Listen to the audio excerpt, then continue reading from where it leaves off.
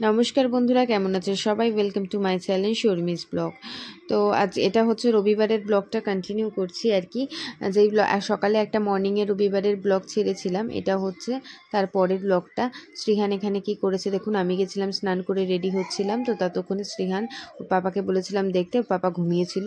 তো as it is Srihan washing মেশিনের ওপর থেকে মাছের খাবার এনে পুরো ঘরে ছড়িয়েছে। এখন আমার কাজ বাড়ালো আর কি। যাই হোক, আমরা একটু বের হব বিকালবেলা। চলুন, যখন বেরোচ্ছি তখন ব্লগটা ভাবলাম কন্টিনিউ করি। আর শ্রীহানি সুযোগ করে দিল যে মাছকে তো খাবার দিতে হবে।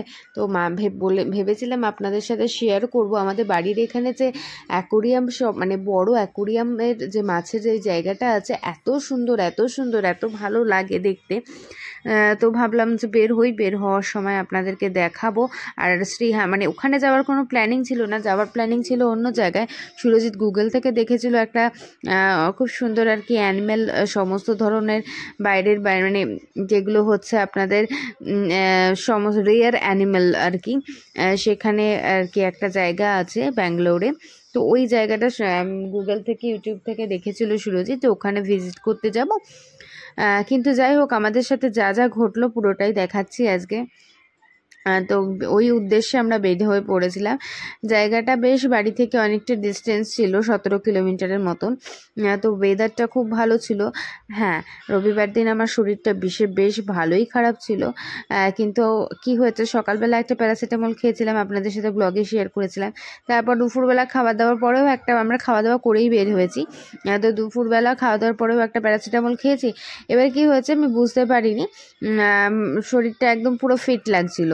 তো বললাম ঠিক আছে, তো একটু বের হয়ে যাওয়া যায়, কারণ পুরো সপ্তাহ তো আবার ঘরেই বসে থাকবো। তা সানডেটা একটা দিনই পাওয়া যায়, তার মধ্যে আজকে জানেন তো রথ তো না, তো সবারই বেরোতে ইচ্ছা করে টুকটাক। ঘরে বসে থাকতে কার ভাল লাগে, যেহেতু আমরা কলকাতায় থাকলে অনেকটাই মজা করে থাকি রথে দিন। তো এখানে একদমই কিছু করার নেই সেরকম। তবে হ্যাঁ, ভুল করেছি। পরে ভাবলাম যে এখানেও রথের সামনে জগন্নাথ মন্দির ছিল, তো ওখানেও আমরা দর্শন করতে যেতে পারতাম, বাট হলো না। তবে স্টিল ঠিক আছে। তো এখানে এই উদ্দেশ্যে বেরিয়েছিলাম যে এখানে এই জায়গাটাতে যাব। কিন্তু সেখানে গিয়ে কি হলো দেখুন। প্রথমে তো সুরজিৎ অ্যাড্রেসটা ভুল সিলেক্ট করেছিল, ঠিক আছে। তো ওই কাণ্ড করে আমরা যেখানে গেছিলাম সেখানে ওইটা আগে থেকে প্রি বুকিং করে যেতে হয়। তো আমরা ফেরত চলে এসেছি। রাস্তাটা এত সুন্দর ছিল আর কি, চারিদিকে আম বাগান ছিল, খুবই সুন্দর লাগছিল। এখানে শ্রীহানকে একটা আইসক্রিম দিয়েছে, ওর বাবা বের হয়েছে। তো কি হয়েছে জানেন, রাস্তাটা তো খুব সুন্দর ছিল, কিন্তু একটা রাস্তা খুবই খারাপ ছিল ওখানে যাওয়ার পথে, যেখানে আর কি সুরজিৎ বুঝতে পারিনি। আর আমাদের গাড়িটা তো একটু নিচু টাইপের, মানে আপনার বাম্পার একটু খারাপ রাস্তা, যেহেতু ওই পাথর বা কিছু লেগে কোনো একটা জায়গায় লিক মতো হয়ে গেছে। তাই জন্য এখানে ডিরেক্ট আমরা চলে এসেছি বাড়ির সামনে আবার সার্ভিস সেন্টারে। যে কি হলো দেখা যাক। ঘোরা তো কিছুই হলো না। এক তো ওইটাও গন্ডগোল ছিল, যে জায়গায় লোকেশনে এসেছিলাম মানে ওইটা দেখবার জন্য, তো ওইটাও দেখলাম যে না, ভুল লোকেশন দিয়ে ফেলেছে।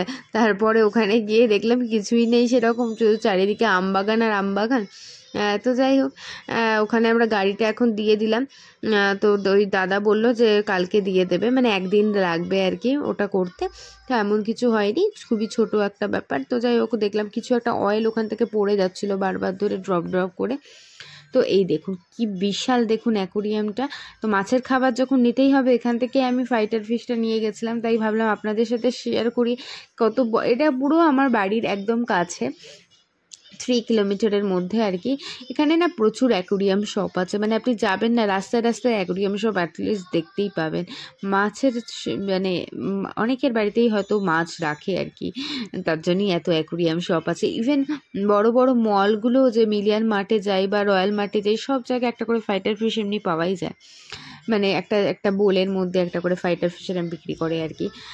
তো দেখুন কত এত সুন্দর এই জায়গাটা, মানে মাছের অ্যাকোরিয়াম, কি বড় বড় মাছের অ্যাকোরিয়ামগুলো, বিশাল বড় বড়, মানে বড় বড় মাছ।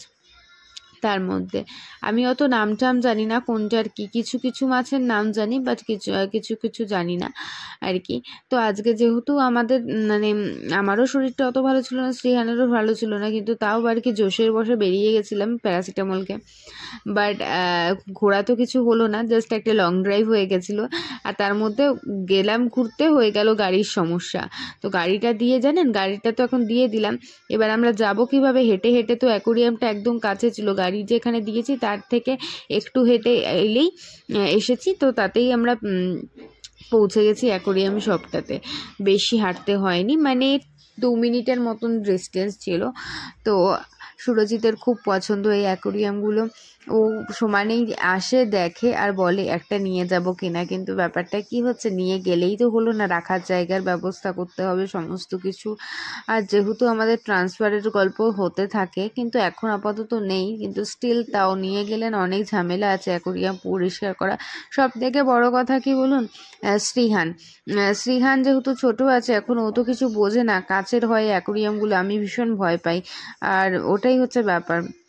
এখানে দেখুন গাছগুলো কি সুন্দর লাগছে, ভেতরে গেলে সব রিয়েল গাছ, মানে আর্টিফিশিয়াল না আর কি। তো সুরজিতের ভীষণ পছন্দ। এখানে অ্যাকোরিয়াম বানায় ওরা, ইভেন র্যাকও বানায় অ্যাকোরিয়াম সেট করার জন্য সমস্ত কিছু বানায় এরা, মানে এখানে তৈরিও হয়, একটা সাইড তৈরি হয় আর একটা সাইডে এরকম বড় করে অ্যাকোরিয়াম রাখা আছে, মানে প্রচুর অ্যাকোরিয়াম এখানে বড় বড়, ইভেন ওপরেও রয়েছে দেখবেন আরও কিছু কিছু জায়গা, পুরোটা আপনাদেরকে দেখাচ্ছি এই কারণে। চারিদিকে তাকাবেন আর বিশাল বিশাল অ্যাকোরিয়াম এখানে। আর শুধু আমি তো এখানে ভিডিও বানাচ্ছিলাম, কত ছেলেরা দেখি, কম বয়সী ছেলেরাও এসে দেখছি মোবাইল নিয়ে, বা নর্মালি অনেকেই এসে এখানে ভিডিও বানায় আর কি। যেহেতু জায়গাটা মানে সত্যিই খুব সুন্দর, মানে সুন্দর বলতে এতটা বড় দেখা যায় না চট করে আর কি, এটা হচ্ছে ব্যাপার। তো এই দেখুন চারিদিকে, শ্রীহানকে রাখাটা না সব থেকে বেশি টাফ হয়ে যায় এরকম টাইপের জায়গায়, দেখেন না উপরে একদম মানে ফুল টানেল টাইপের করা আর কি, এরম ব্যাপার মাছ উপরে। এটা আমি কখনো, এতবার এসেছি 2-3 বার, এটা দেখিনি, এটা আমি আজকে মানে এই ফার্স্ট দেখলাম আর কি, আমি নিজেও দেখিনি এইটা।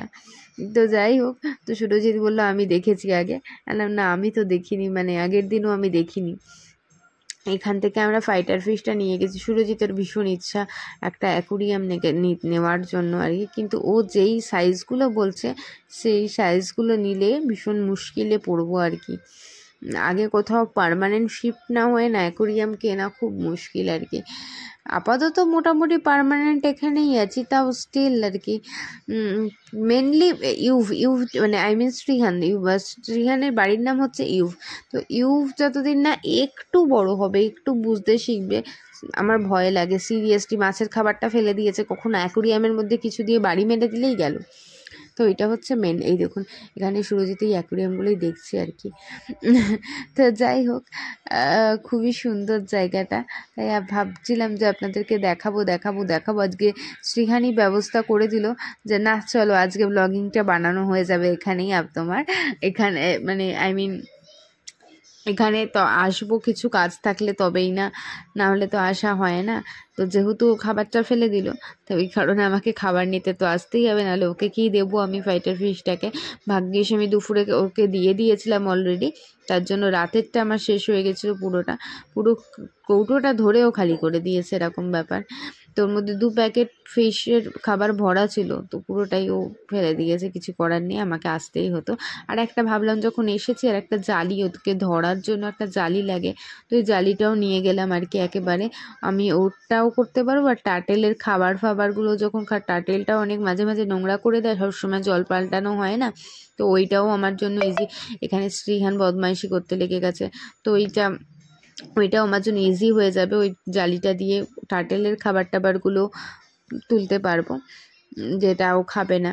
এখানে দেখুন ও এখানে না হাত ঢুকিয়ে মানে কিছু জল দেখেছে না, ও জলের প্রতি প্রচণ্ড অ্যাট্রাকশন, শ্রীহানের এত অ্যাট্রাকশন না, যেখানে কিন্তু স্নান করাতে গেলে চিৎকার করে কাঁদবে, এখানে যেহেতু ঠান্ডা, কিন্তু এমনিতেও জল ঘাটবে, কি অবস্থা। যাই হোক, আপনাদের কাদের মাছের অ্যাকোরিয়াম খুব পছন্দ কমেন্ট করে অতি অবশ্যই, মানে মাছের অ্যাকোরিয়াম না, আই মিন টু ফিশ পছন্দ ঘরে রাখা কালারফুল, তো কাদের পছন্দ কমেন্ট করে অতি অবশ্যই জানাবেন। হ্যাঁ, আমার তো এমনি আমার পার্সোনালি আমার অত বেশি পছন্দ ছিল না, বাট এখন খুব ভালো লাগে। এখন সত্যিই মানে সময়ের সাথে সাথে না পছন্দগুলো যেন মনে হয় চেঞ্জ হতে লেগে যায়।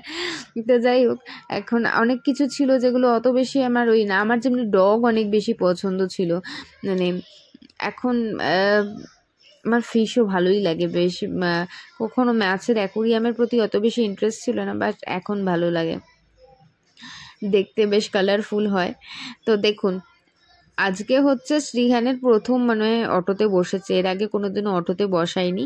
তো এখান থেকে বাড়ির রাস্তাটা বেশ অনেকটাই ওয়াকিং ডিস্টেন্স ছিল, আর যেতে যেতে 10 মিনিট হাঁটতে হতো, তাহলে ওটা তো পারবো না।